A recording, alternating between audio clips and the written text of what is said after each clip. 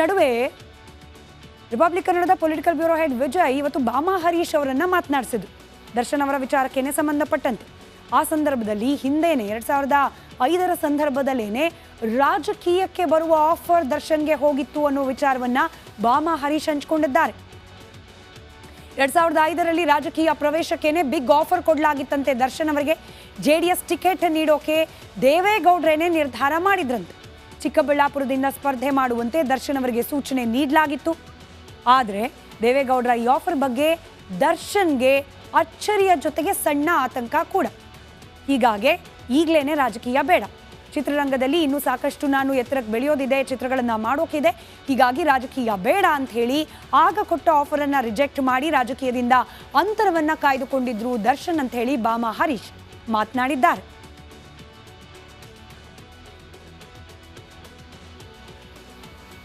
ನಾನು 2005ರಲ್ಲಿ ಲೋಕಸಭಾ ಎಲೆಕ್ಷನ್ ಆಯಿತು.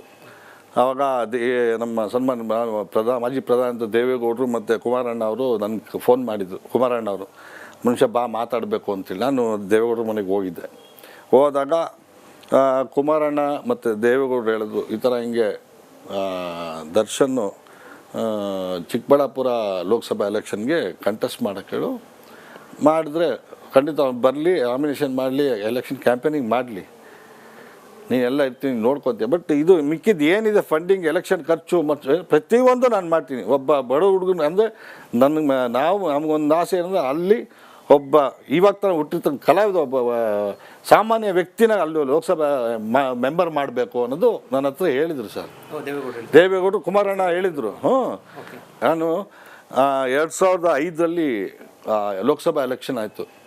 ಆವಾಗ ನಮ್ಮ ಸನ್ಮಾನ ಮಾಜಿ ಪ್ರಧಾನಿ ದೇವೇಗೌಡರು ಮತ್ತು ಕುಮಾರಣ್ಣ ಅವರು ನನಗೆ ಫೋನ್ ಮಾಡಿದರು. ಕುಮಾರಣ್ಣ ಅವರು ಮನುಷ್ಯ ಬಾ ಮಾತಾಡಬೇಕು ಅಂತೇಳಿ ನಾನು ದೇವೇಗೌಡರ ಮನೆಗೆ ಹೋಗಿದ್ದೆ.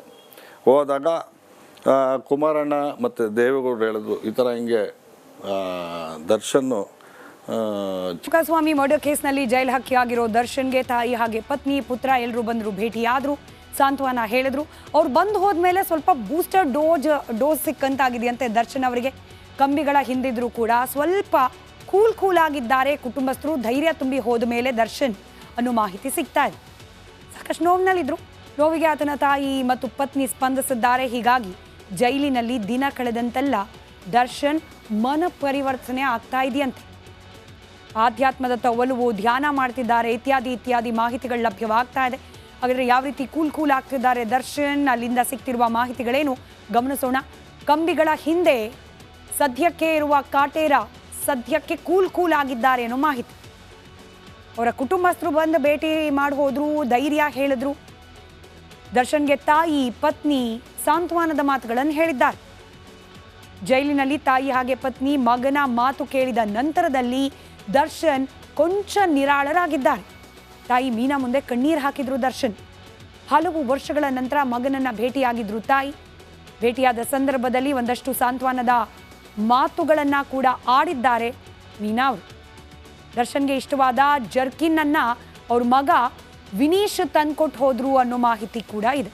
ಹೀಗೆ ಕುಟುಂಬಸ್ಥರೆಲ್ಲರೂ ಕೂಡ ಬಂದು ಹೋದ ಮೇಲೆ ಸ್ವಲ್ಪ ಶಾಂತ ಚಿತ್ತರಾಗಿದ್ದಾರೆ ದರ್ಶನ್ ಅವರು. ಒಂದಷ್ಟು ಧ್ಯಾನ ಮಾಡೋದು, ಹಾಗೆ ಪುಸ್ತಕಗಳನ್ನು ಜೈಲಿನ ಲೈಬ್ರರಿಯಿಂದ ತರಿಸ್ಕೊಂಡು ಓದೋದು, ಈ ರೀತಿ ಕಾಲ ಕಳೀತಿದ್ದಾರಂತೆ. ಅತಿ ಹೆಚ್ಚಾಗಿ ದರ್ಶನ್ ಹಾಗೆ ವಿನೀಶ್ ನಡುವೆ ಬಾಂಧವ್ಯ ಇದೆ ಮಗನ ಜೊತೆಯಲ್ಲಿ. ಜೈಲಿನಲ್ಲಿ ವಿನೀಶನ್ನ ತಬ್ಬಿ ಮುದ್ದಾಡಿದ್ರಂತೆ ಮಗ ಹೋದ ಸಂದರ್ಭದಲ್ಲಿ ದರ್ಶನ್. ಒಂದು ಕಡೆ ದರ್ಶನ್ ಅವರು ಕೂಲ್ ಆಗಿ ಸಮಯವನ್ನು ಕಳೀತಾ ಇದ್ರೆ, ಇತ್ತ ಪವಿತ್ರ ಗೌಡಗೆ ಆತಂಕ ಶುರುವಾಗಿದೆ. ಯಾವ ವಿಚಾರಕ್ಕೆ ಗಮನಿಸ್ತಾ ಹೋಗೋಣ. ಪವಿತ್ರ ಗೌಡಗೋಸ್ಕರ ಜೈಲು ಸೇರಿದ್ದಾರೆ ದರ್ಶನ್. ಅವರಿಗೆ ರೇಣುಕಾಸ್ವಾಮಿ ಅಸಭ್ಯವಾಗಿ ಮೆಸೇಜ್ ಕಳಿಸಿದ್ರು. ಅದಾದ ನಂತರದಲ್ಲಿ ಪವಿತ್ರ ಗೌಡ ಮುನಿಸ್ಕೊಂಡಿದ್ರು. ಅವರ ಮುನಿಸಿಗೆ ಮದ್ದರಿಯುವ ಸಲುವಾಗಿ ರೇಣುಕಾಸ್ವಾಮಿಯನ್ನ ಕಿಡ್ನಾಪ್ ಮಾಡಿಸಲಾಯಿತು, ಇತ್ಯಾದಿ. ಅದಾದ ನಂತರದಲ್ಲಿ ಕೊಲೆ ಆರೋಪ ಹೊತ್ತು ಜೈಲಿಗೆ. ಆದರೆ ಈಗ ಅದೇ ಗೆಳತಿಯಿಂದ ಅಂತರವನ್ನ ಕಾಯ್ದುಕೊಂಡಂತಿದೆ ದರ್ಶನ್. ದಿನದಿಂದ ದಿನಕ್ಕೆ ಪತ್ನಿ ವಿಜಯಲಕ್ಷ್ಮಿ ಹತ್ತಿರವಾಗ್ತಿದ್ದಾರೆ.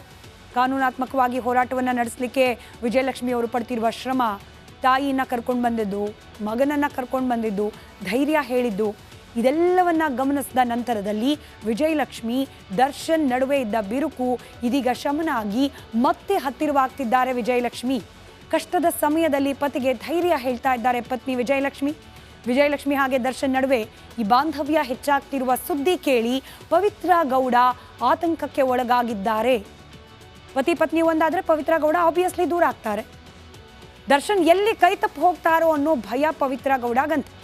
ಅವರನ್ನ ಭೇಟಿ ಆಗ್ಲಿಕ್ಕೆ ಬಂದ ಕೆಲ ಗೆಳತಿಯರ ಜೊತೆಯಲ್ಲಿ ಈ ವಿಚಾರವನ್ನ ಹಂಚಿಕೊಂಡಿದ್ದಾರೆ ಅಂತ ಹೇಳಿ ಮೂಲಗಳ ಮಾಹಿತಿ. ದರ್ಶನ್ ವಿಜಯಲಕ್ಷ್ಮಿ ವಿಚಾರದಲ್ಲಿ ಪವಿತ್ರ ಗೌಡಗೆ ಇದೀಗ ಭಯ, ಆತಂಕ ಇದೆಲ್ಲವೂ ಕೂಡ ಶುರುವಾಗಿದೆ ಅನ್ನೋ ಮಾಹಿತಿ ಇದೆ. ಚಿಕ್ಕಬಳ್ಳಾಪುರ ಲೋಕಸಭಾ ಎಲೆಕ್ಷನ್ಗೆ ಕಂಟೆಸ್ಟ್ ಮಾಡಕ್ಕೆ ಹೇಳು, ಮಾಡಿದ್ರೆ ಖಂಡಿತ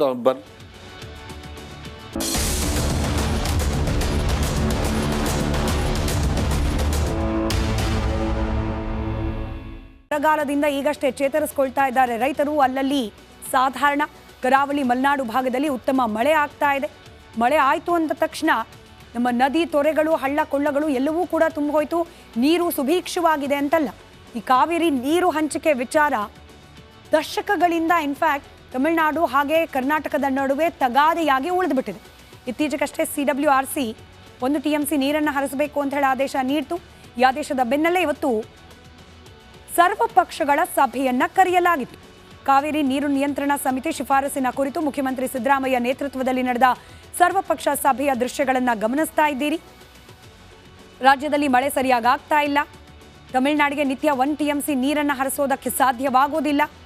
ಇದರ ಬದಲಿಗೆ 8,000 ಕ್ಯೂಸೆಕ್ ನೀರನ್ನ ಹರಿಸಲಾಗತ್ತೆ ಅಂತ ಹೇಳಿ ಮುಖ್ಯಮಂತ್ರಿ ಸಿದ್ದರಾಮಯ್ಯ ಹೇಳಿಕೆ ನೀಡಿದ್ದಾರೆ. ಸರ್ವಪಕ್ಷ ಸಭೆ ನಂತರ ಮಾತನಾಡಿದ ಅವರು ಕಾವೇರಿ ನೀರಿನ ವಿಚಾರದಲ್ಲಿ ಕಾನೂನು ಹೋರಾಟಕ್ಕೂ ಕೂಡ ನಾವು ಸಿದ್ಧ ಅಂತ ಹೇಳಿ ತಿಳಿಸಿದ್ದಾರೆ. ಅವರು ಹೇಳಿದ್ದು ನಾವು ನೀರನ್ನು ಬಿಡೋಕ್ಕೆ ಆಗೋದಿಲ್ಲ ಅಂತ ಹೇಳೋಕ್ಕಾಗಲ್ಲ. ಯಾಕಂತಂದರೆ ನಾವು ಅಪೀಲ್ ಆಗ್ತಾ ಇರೋದ್ರಿಂದ ಕೋರ್ಟ್ನವರು ನೀವು ನೀರೇ ಬಿಡಲ್ಲ, ರೆಗ್ಯುಲೇಟರಿ ಕಮಿಟಿಯವರ ಆರ್ಡರ್ಸ್ನೇ ಗೌರವಿಸೋಲ್ಲ ಅಂತ ಅಭಿಪ್ರಾಯ ಬರಬಾರ್ದು ಅನ್ನೋ ಕಾರಣಕ್ಕೋಸ್ಕರ ನಾವು 1 TMC ನೀರು ಬಿಡೋಕ್ಕಾಗದೇ ಇದ್ರು ಕೂಡ 8,000 ಕ್ಯೂಸೆಕ್ಸ್ ನೀರನ್ನು ಬಿಡಬೇಕು. ಪ್ರತಿದಿನ 8,000 ಕ್ಯೂಸೆಕ್ ಬಿಡಬೇಕು. ಇನ್ನು ಕಾವೇರಿ ಜಲಾನಯನ ಭಾಗದಲ್ಲಿ ಬರ್ತಕ್ಕಂಥ 4 ಡ್ಯಾಮ್ ಅಲ್ಲಿನ ಇವತ್ತಿನ ಸ್ಥಿತಿಗತಿ ಯಾವ ರೀತಿ ಇದೆ, 4 ಡ್ಯಾಮ್ನ ನೀರಿನ ಪ್ರಮಾಣ ಎಷ್ಟಿದೆ ಅಂತ ಹೇಳಿ ಕ್ವಿಕ್ಕಾಗಿ ಗಮನಿಸ್ಬಿಡೋಣ. ಮೊದಲೇದಾಗಿ ಹಾರಂಗಿ, ಉತ್ತಮ ಮಳೆ ಆಗ್ತಾ ಇದೆ ನಿಜ, ಆದರೆ ಹಾರಂಗಿ ಈವರೆಗೂ ಭರ್ತಿಯಾಗಿರೋದು ಕೇವಲ 76% ಮಾತ್ರ. ಹೇಮಾವತಿ 56% ಮಾತ್ರ ಭರ್ತಿಯಾಗಿದೆ. ಮತ್ತೊಂದು ಕಡೆ KRSನಲ್ಲಿ 54% ನೀರು ಭರ್ತಿಯಾಗಿದೆ. ಹಾಗೆ ಕಬಿನಿಯಲ್ಲಿ 96% ನೀರು ಭರ್ತಿಯಾಗಿದೆ. ಹಾಗೆ 4 ಡ್ಯಾಮ್ನಲ್ಲಿ ಇರುವ ನೀರೆಷ್ಟು ಅದನ್ನು ಕೂಡ ಗಮನಿಸ್ಬಿಡೋಣ ಕ್ವಿಕ್ಕಾಗಿ. ಹಾರಂಗಿಯಲ್ಲಿ ಸರಿಸುಮಾರು 6.45 TMC ನೀರಿನ ಪ್ರಮಾಣ ಇವತ್ತು ದಾಖಲಾಗಿರೋದು. ಹೇಮಾವತಿ ಡ್ಯಾಮ್ನಲ್ಲಿ 20.68 TMCಯಷ್ಟು ನೀರಿದೆ. KRSನಲ್ಲಿ 26.64 TMC. ಇತ್ತ ಕಬಿನಿಯಲ್ಲಿ 18.81 TMC ನೀರಿದೆ. ವಾಡಿಕೆಯಂತೆ ಮಳೆ ಆಗಿಲ್ಲ, ವಾಡಿಕೆಯಂತೆ ಜಲಾಶಯಗಳು ಭರ್ತಿಯಾಗಿಲ್ಲ. ಈಗ ನೀರಿದೆ ಅಂತ ಕಂಡು ಬರ್ತಾ ಇದ್ರೂ ಕೂಡ ನೀರಿನ ನಿರ್ವಹಣೆಯ ಲೆಕ್ಕಾಚಾರದಲ್ಲಿ ಗಮನಿಸಿದಾಗ CWRC ಆದೇಶದಂತೆ ಪ್ರತಿನಿತ್ಯ 1 TMC ನೀರನ್ನು ಹರಿಸುವಷ್ಟು ಸುಭೀಕ್ಷವಾಗಿ ಸದ್ಯಕ್ಕೆ ನಮ್ಮ ಜಲಶಕ್ತಿ ಇಲ್ಲ ಅನ್ನೋದನ್ನ ಇವತ್ತಿನ ಸರ್ವಪಕ್ಷ ಸಭೆಯಲ್ಲಿ ನಿರ್ಣಯ ಕೈಗೊಳ್ಳಲಾಗಿದೆ. ಹೀಗಾಗಿ ಕಾನೂನಾತ್ಮಕವಾಗಿ ಹೋರಾಟ ಮಾಡುವಂತಹ ಪರಿಸ್ಥಿತಿ ಬಂದರೂ ಅದಕ್ಕೆ ನಾವು ಸಿದ್ಧ ಅಂತ ಹೇಳಿ ತಿಳಿಸಿದ್ದಾರೆ ಮುಖ್ಯಮಂತ್ರಿ.